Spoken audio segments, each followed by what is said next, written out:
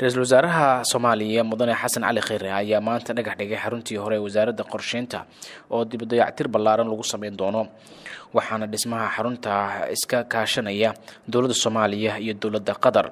waxayna qayb weyn ka tahay dadaalada ay xukuumadda Soomaaliya ugu jirto sidii dib lagu soo celin lahaa bilicdii ay lahaan jirtay xarumihii dalka oo burburay wixii ka dambeeyay markii dalka ka dhaceen dagaal sokeeye.